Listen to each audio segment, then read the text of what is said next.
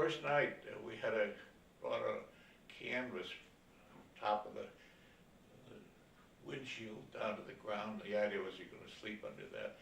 That was the only time it was ever put up. They had running boards on the board, and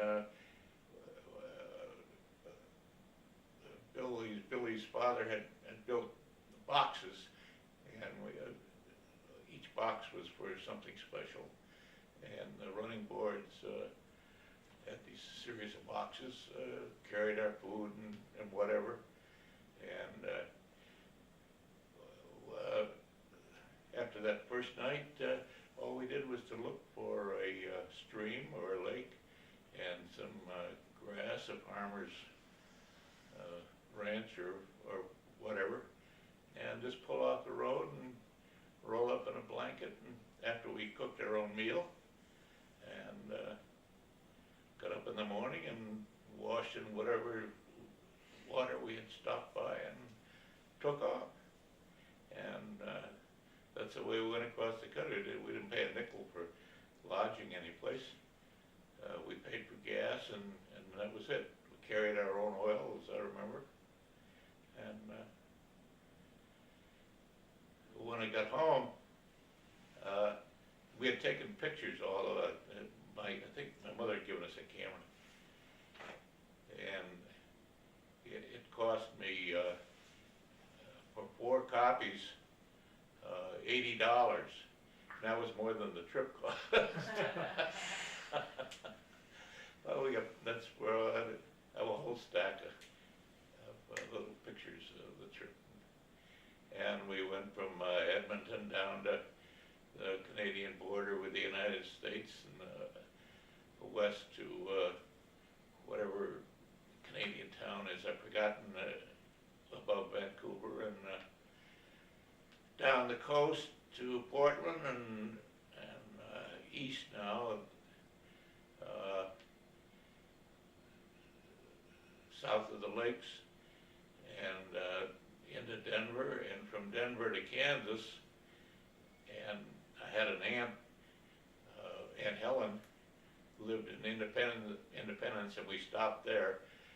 And we had, I think we'd been driving for 3 days and 3 nights. She insisted we get out of the clothes we've been wearing. She said later she could have stood them in the corner, of course, but she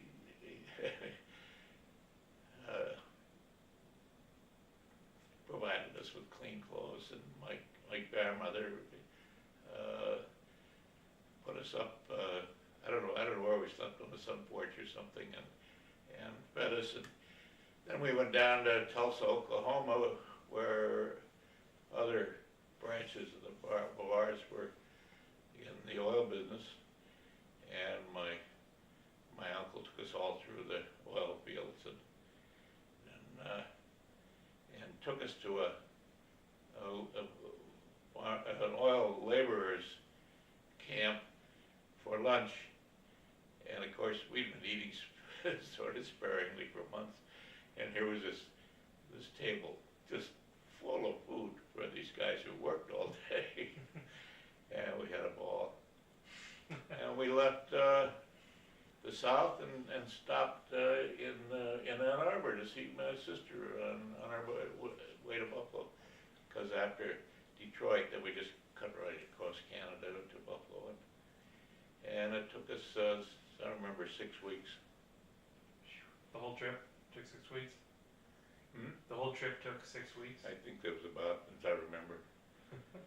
Oh, it was a wonderful trip, absolutely fantastic. You know, we were on our own, and we had a little stove, we cooked our own meals, and just nobody bothered us, you know, sleeping out the way we did and bathing the way we did. Well, there's very few people around in Canada, and even in the United States. And one strange thing happened. We're on our way to Vancouver in Canada, right on the border, Sunday morning. Ed and I had been to Mass, the other two weren't Catholics, and we're walking back to where we parked overnight, outside of town, and who should come down the road but this, I don't know, Cadillac or Lincoln or something, with a chauffeur, and in the back of it, my grandmother and grandfather. And they knew we were just somewhere in the area, and they didn't know where, but they had set out in Kansas and gone out to the coast and up into Canada. We're going east. They spent the summer in the Buffalo area to get out of. Anyway, they took us to breakfast. And they just found you randomly? Just randomly, yeah. We were walking down the road, just Ed and I, back to where we parked. And that's a great story. That's a great story. We met them. My grandfather never drove, neither did my grandmother. They always had chauffeurs.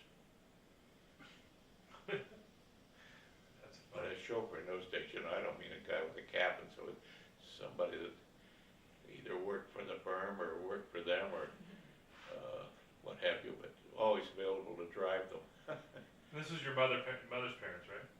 That's my mother's family, the Bavards. So even after your father and mother ran away, they accepted the marriage. I didn't, oh, yeah, right. Well, I don't know that they ever forgave her, but my mother said, in effect, well, this is the man I love, this is the life I'm gonna lead, take it or leave it. And eventually, as a matter of fact, for the start they got, my grandparents, the Bavards, as I say, came east every year. And we had a relatively small house, and they bunked in on us, the two of them. And that meant giving up a room, so my brother and I, who slept in the same room, moved up to the attic in the middle of summer and gave the room to the grandparents. And to this day, I don't know if they ever contributed a nickel to food or anything else. They're very strange people. Let's move on to Penn. How did you end up going to Penn? Oh, that was easy.